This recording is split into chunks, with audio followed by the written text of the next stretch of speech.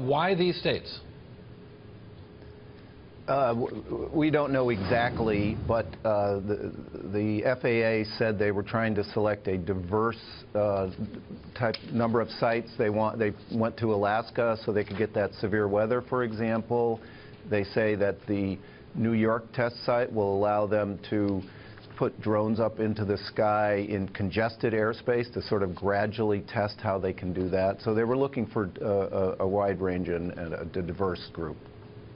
That's just we need drones over LaGuardia. Some would argue there have been drones at LaGuardia for a long time. But I wonder, you know, when they were trying to choose these states, were there, in the way that Congress often picks things, where jobs are going to be? Does that have anything to do with it? Maybe North Dakota because of certain things that could be tested there related to oil and gas and so on? Well, North Dakota has, the University of North Dakota, which already has a drone major. They're a very strong aviation program. So it made sense in that regard. And by the way, I should be clear, there's no plan to put drones over LaGuardia at this point in time. But they do want to test how drones might operate in more congested skies. I would imagine there would be some economic impact here. It's not the space program, but there've got to be spending that's going to happen in these places. I'm sure California would have liked to see some of that and didn't get it in Silicon Valley. Well, I think, speaking of Silicon Valley, a lot of these test sites are hoping they'll have Drone Alley next to their testing facilities.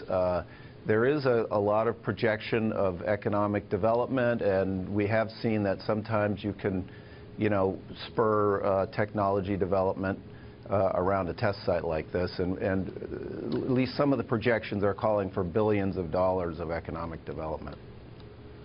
Yeah, in terms of that economic development, do you think that is going to be, you mentioned University of North Dakota, is that going to be more university focused, or are there going to be real businesses being created here just for the testing? Well, these states certainly anticipate that there will be businesses, you know, technology, software developers, the hardware developers, you know, that are actually making these drones. So that's the anticipation. You know, I think we'll have to wait and see how that turns out, though.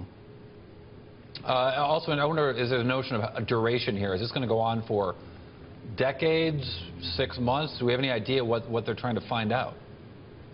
Congress authorized these test sites to run through 2017, at least.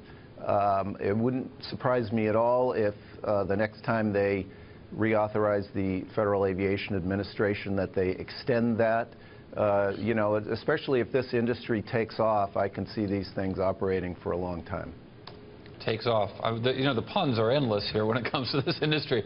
I wonder also when we look at this, you know, there's such, Amazon got so much attention for this notion of a drone, and, you know, but we've seen drones used in the military, of course, for very different purposes. What businesses do you think the focus ultimately is going to be for the early stages of this business? Well, that's a very good question. We know that drones can do things like conduct surveillance, and that might include agricultural uses on a farm, for example, or law enforcement searching for lost children or something like that. Interestingly, the FAA's at least initial guidance on what they are going to allow will not permit the types of drones that Amazon is anticipating, a sort of robot device that goes out and drops packages. So that may be a ways off.